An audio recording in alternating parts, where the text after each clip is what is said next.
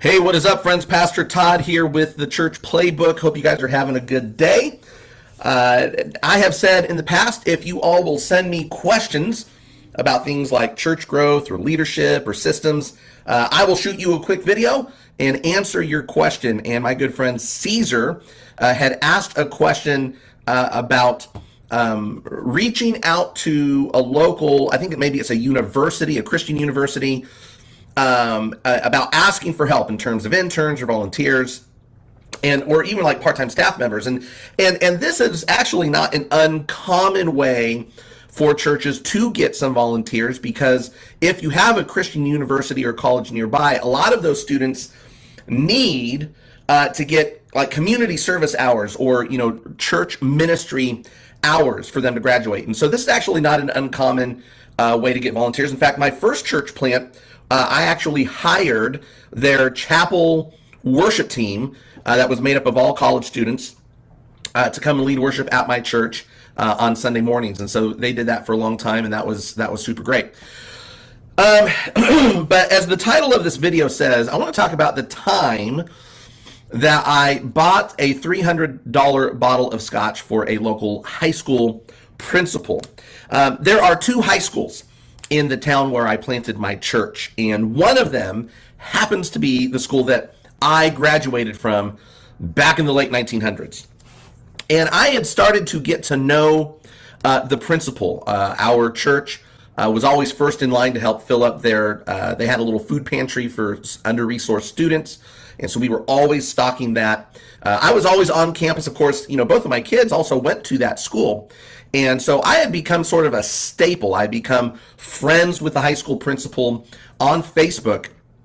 And one night I'd actually gotten up, on Facebook Live on my profile. This is few years ago, and had talked about the fact that I had a hard time setting goals that year, and I'd always had kind of a fitness goal, but they never really seemed to work for me.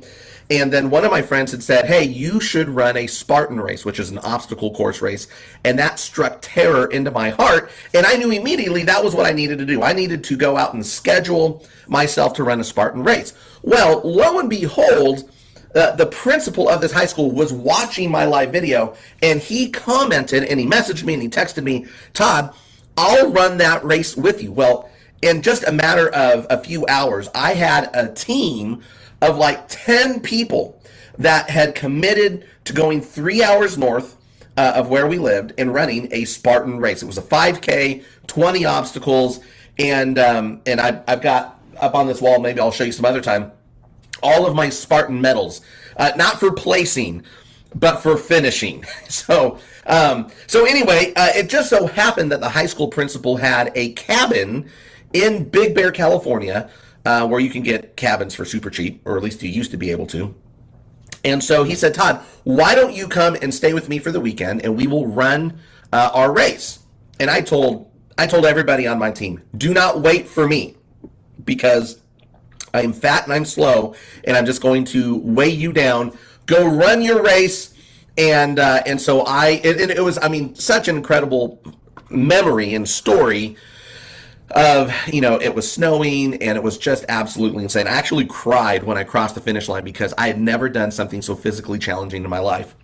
Anyway, I go back to the principal's cabin, and he's sitting in his jacuzzi, like soaking his sore muscles, and he had a little shot glass of his favorite scotch.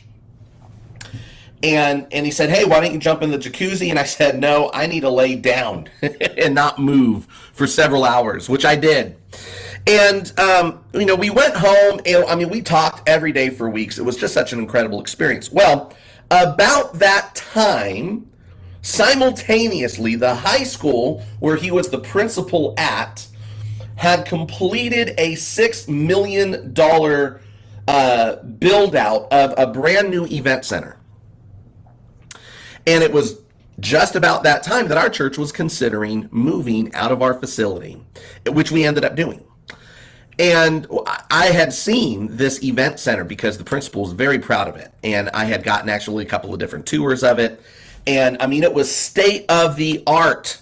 Imagine if you only needed 50 chairs, there was a remote that you would push, and only 50 chairs and actual theater seats would come out of the wall. If you needed 100 chairs would come out. It was absolutely incredible, and it seated up to 400 or 500.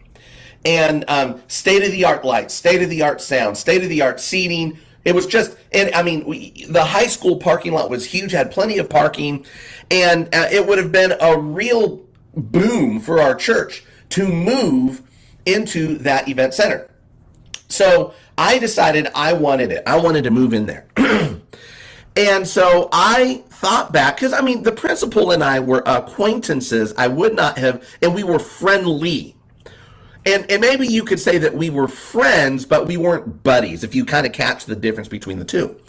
And so I went to our local liquor depot, and I bought a $300 bottle of Macallan 18, single malt. It was absolutely delicious. For those of you fundamental Baptists that don't drink, I pray that there's Macallan 18 in heaven for you to try, because then you'll think, man, why was I not drinking while I was on earth? Anyway, so I make an appointment, and I show up to the school, and I've got a gift bag, and I hand the bottle over to the principal, who, eyes were this big. No one had ever gotten him a gift like this before. And I just, hey, I just wanted to say thank you for letting me stay at your cabin and for you running the race with me. And I just want, this is an appreciation gift. And then we sat down, and I said, hey, what are your plans for the event center? And he said, funny that you should ask, because another church in town has already applied to use the facility. But I would much rather your church be the one to meet there. So here's what I want you to do. I want you to email this person and send in your application, and we will approve your application. And it was at a steep discount too. I mean, it was absolutely crazy what they were willing to give it to us for. And we ended up not going there. We ended up going to another place, which we are today. Now, the reason that I tell you this story is because one of my favorite parables in the gospel is the parable of the shrewd manager in Luke chapter 16. And you guys know the story, right? I mean, there's a knucklehead working for a business owner, and he's kind of cooking the books a little bit, and he's not really doing his job. And so the master says, hey, the boss says, I want you to clean out your desk and hand over the books, and you're done. And of course, we know that he goes through, and he's like, I'm too old to be digging ditches. I'm too proud to beg on the street corner. So here's what I'll do. I will sort of slash and give these major discounts to these vendors who will then owe me a favor. And I love, Luke 16 verse 8 says, the rich man had to admire the dishonest rascal for being so shrewd. And then Jesus gives this commentary on his own parable. It is true. The children of this world are more shrewd in dealing with the world around them than are the children of the light. And here is the lesson. So Jesus tells the story. He gives commentary on his own story. And then here's the moral of the story. Use your worldly resources to benefit others and make friends. Okay? And then, when your possessions are gone, they will welcome you into an eternal home. We as pastors have a lot of needs. And in fact, I talked to another pastor friend of mine this morning about this very thing. That if we're not careful, when we present a plan or an idea or an opportunity for others, we can still present it in a way where we actually show our cards about how this plan actually benefits us, right? Well, I need guests to come to my church. I need volunteers to help at my church. I need staff members to make my life and my job and my world easier. Those are all legitimate needs. But when you present your ideas and needs and opportunities like that, people are less likely to sign up, because being the selfish humans that they are, They automatically want to know, well, what is in it for me? All I'm hearing is about how this is going to help you. The moral of my story is this. It is so much easier to ask your friends for a favor than it is to get help from a stranger. I'm going to say it again. It's so much easier to ask a friend for a favor than it is to get help from a stranger. Your job as a pastor, okay, is immense. You're not going to get it all done if you keep talking about what you need, what you need, what you need. And again, friends, I'm with you in this. I know what you need because I need it too. We have to be strategic about how we have these conversations with those who can help us. You need to rearrange your week and your time in such a way that you are in the community. You become a staple. People know your face. They know your name. They know why you exist. They know what you do.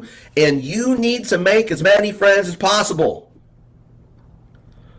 so that when it's time to call in a favor, okay, I'm telling you, The Godfather is one of the most underrated leaders in fictional history. Okay?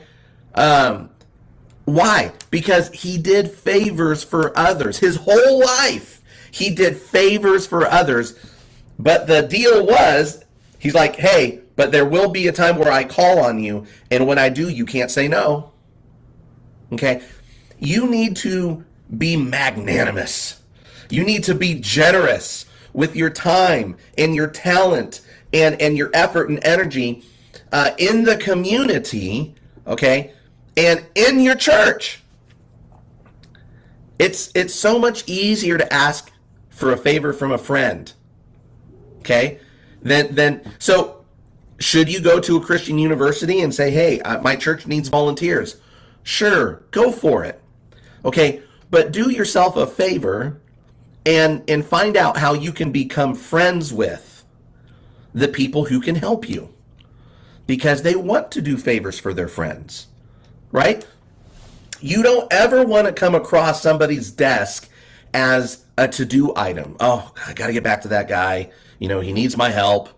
Okay. You want to have the cell phone number